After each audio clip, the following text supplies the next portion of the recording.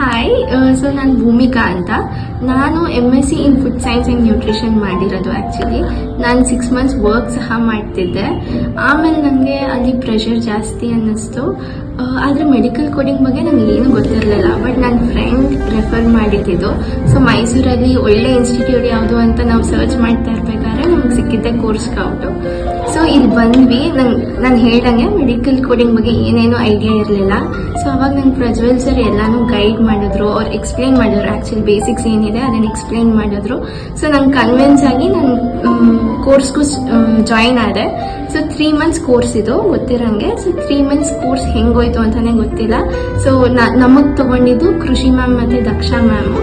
So ಇಬ್ರು ತುಂಬ ಚೆನ್ನಾಗಿ ಗೈಡ್ ಮಾಡಿದ್ರು. ಆಮೇಲೆ ಮಾರ್ಕ್ಸ್ ತಗೋಬೇಕಾದ್ರೆ ನಾನು ಎಕ್ಸಾಮ್ ಪ್ರಿಪೇರ್ ಆಗೋಕ್ಕೆ 2 months ತೊಗೊಂಡಿದ್ದೀನಿ.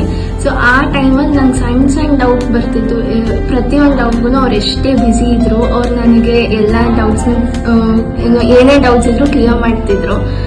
ನಾನು ಒಂದೊಂದ್ಸತಿ ರಾತ್ರಿ ಸಹ ಮೆಸೇಜ್ ಮಾಡ್ತಿದ್ದೆ, ಮಿಡ್ನೈಟ್ ಮೆಸೇಜ್ ಮಾಡ್ತಿದ್ದೆ. ಅವ್ರು ಅವತ್ತಾಗಿಲ್ಲ ಅಂದರೂ ನೆಕ್ಸ್ಟ್ ಡೇ ಆದರೂ ಅದಕ್ಕೆ ರಿಪ್ಲೈ ಮಾಡ್ತಿದ್ರು. ಸೊ ತುಂಬ ಸಪೋರ್ಟ್ ಮಾಡಿದ್ದಾರೆ.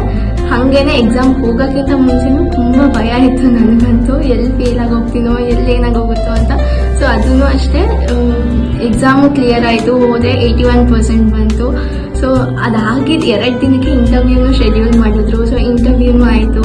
ಸೊ ಓವರಾಲ್ ಈ ಎಕ್ಸ್ಪೀರಿಯನ್ಸ್ ಬಂದು ಹೇಳೋಕ್ಕಾಗಲ್ಲ, ಬಿಕಾಸ್ ಅಷ್ಟು ಸಪೋರ್ಟ್ ಮಾಡಿದ್ದಾರೆ. ಎಲ್ಲ ಚೆನ್ನಾಗಾಯಿತು.